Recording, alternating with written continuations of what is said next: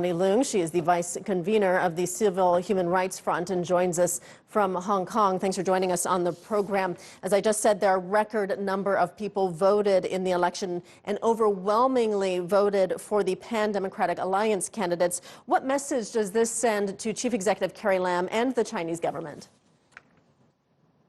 Well, I believe that it is a landslide victory that nobody, even the most optimistic people, had ever expected. And that is great because the voice of the people are very clear, is that we still support this movement and the momentum is still there.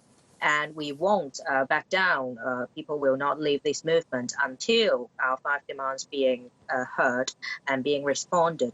So if the Hong Kong government and Beijing governments, they are clever and they're really willing to respond to Hong Kong people's voices, the first thing they really should do is to respond to our 5 demands. And also there are still some people being trapped in Hong Kong Polytechnic University. And the newly elected district councillor to be and thousands of people are now outside the campus still demanding those people to be released and not to be prosecuted. Is the government likely to listen, though? Because these protests have been going on for 6 months now, and the government really hasn't done much listening so far. Well, totally true. But now, after yesterday, we had a landslide win, and people's voices have been so clear because it has been expressed through the ballot boxes. So, and also a Pan-Democratic Party had won so many seats in this district council election. So it's harder for the Hong Kong government to continue to ignore the people's voices. As I said, well, of course, they can continue to ignore us. But if they're smart, really, they know that these people's voices will continue and the momentum will continue to be there. So yesterday's election, that is actually a very good chance that Hong Kong people had given to the Hong Kong government because everything happened peacefully. And now we are still having peace. So the government's better listen to us and respond to us until people feel the need again to escalate our actions if we're being ignored. So what do these election results really mean for Hong Kong? Because these district council elections don't usually have such a high turnout, usually because these district councillors don't actually have that much political power generally, but they do get to choose from within the councillors who will sit on the committee that selects Hong Kong's chief executive, who China then formally appoints. Well, true.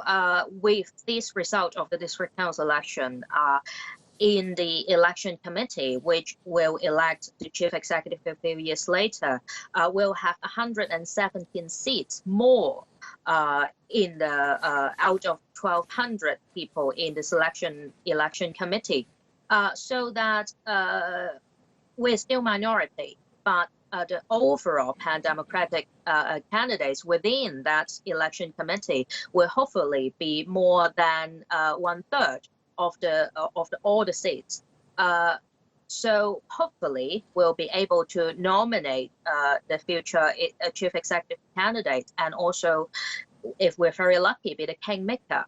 So this force will not go away. This force will be there. So again, the government and even the Beijing government will be hard to ignore us. So again, if they're clever, if they're smart, they better listen to us now other than let this force to grow and grow and then later they'll be sorry for their ignorance and arrogance now.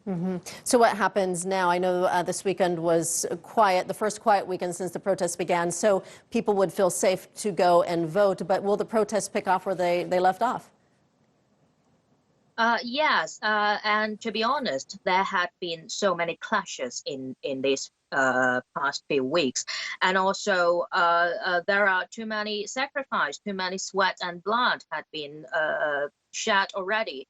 And now, because of this election, we have a short moment of peace. So it really depends on how the government reacts. Either they continue this peace by responding to the 5 demands and also at the same time, as I said, being trapped in the Polytechnic University, they allow the whole thing to be solved in peace.